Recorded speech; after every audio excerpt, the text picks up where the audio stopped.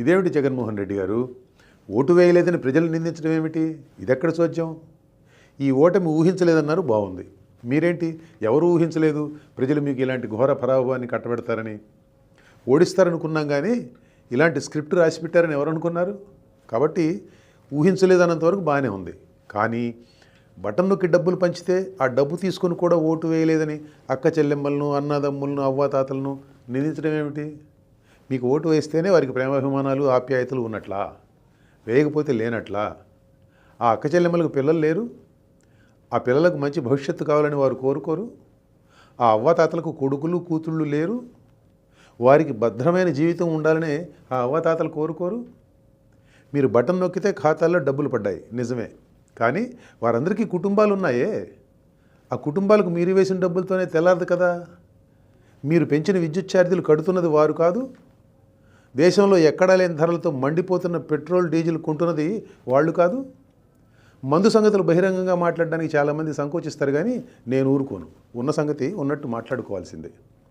నాకు నచ్చిన బ్రాండ్ మందు తాగే నా హక్కును తీసేయడానికి ఈయనెవరు అని ఎవరైనా ప్రశ్నిస్తే ఏమిటి మీ సమాధానం చెప్పండి? పెంచిన మద్యం ధరల సంగతి అలా ఉంచండి. నా బ్రాండ్లు మాత్రమే తాగాలంటూ మందుబాబులు మీరు చేసిన ఘోరమైన జులుం భారతదేశంలో గతంలో ఏ పాలకుడన్నా ఎప్పుడన్నా చేశాడా? నేను బటన్ నొక్కి డబ్బులు వేస్తే అవి తీసుకుని కూడా ఓటు వేయలేదని మీరు ఎవరినైతే నిందిస్తున్నారో ఆ అక్క చెల్లెమ్మలకు భర్తలు, కొడుకులు లేరు?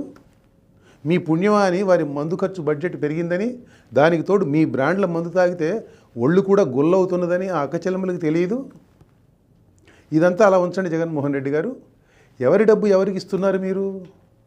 మీ తాత తండ్రులు సంపాదించిన డబ్బో, లేక చిన్న వయసులోనే అసాధారణ ప్రతిభ కనపరుస్తూ మీరు సంపాదించిన ఆ వేల కోట్ల సంపదను పంచుతున్నారా ఏమిటి మీరు? బటన్ నొక్కి పంచుతున్న డబ్బు రకరకాల పద్ధతుల్లో తమ దగ్గర నుంచి వసూలు చేసిన డబ్బేనని తెలుసుకోలేనంత అమాయకులు అనుకున్నారా మీ అక్క చెల్లెమ్మలు, అన్నాదమ్ములు, అవ్వాతాతలు? ప్రజల ఇంగిత జ్ఞానంపై మీకెంత నమ్మకం జగన్ రెడ్డి గారు?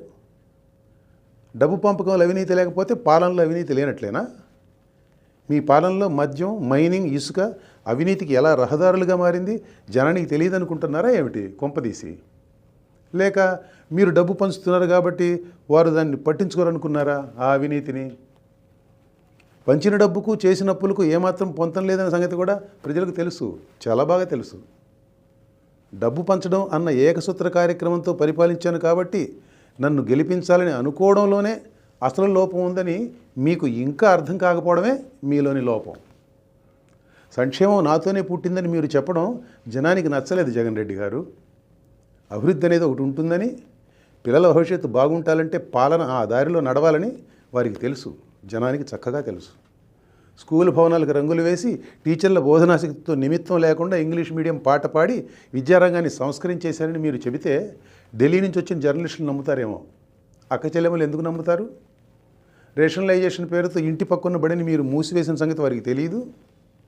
మాటిమాటికి మారిన మీ విధానాలతో పిల్లల చదువు చట్టుబండలు అయిపోయిందని ఇంటిలో ఉన్న తల్లికి తెలియకపోతే ఎవరికి తెలుస్తుంది? మీరు బైబిల్, ఖురాన్, భగవద్గీత అనే మీ మేనిఫెస్టోలో వాగ్దానాలు 99% అమలు చేశారా? ఏం మిగిలిన 1% ఏం పాపం చేసింది? దాన్ని కూడా కలపకపోయారు, వదిలేశారే? మీ మేనిఫెస్టోలో పోలవరం మొదలుకొని రాష్ట్రంలోని సాగునీటి ప్రాజెక్టులు పూర్తి చేయడం అనేది లేదా? పరిశ్రమలు తీసుకురావడం లేదా? యువతకు ఉద్యోగాలు, ఉపాధి అవకాశాలు కల్పించడం లేదా?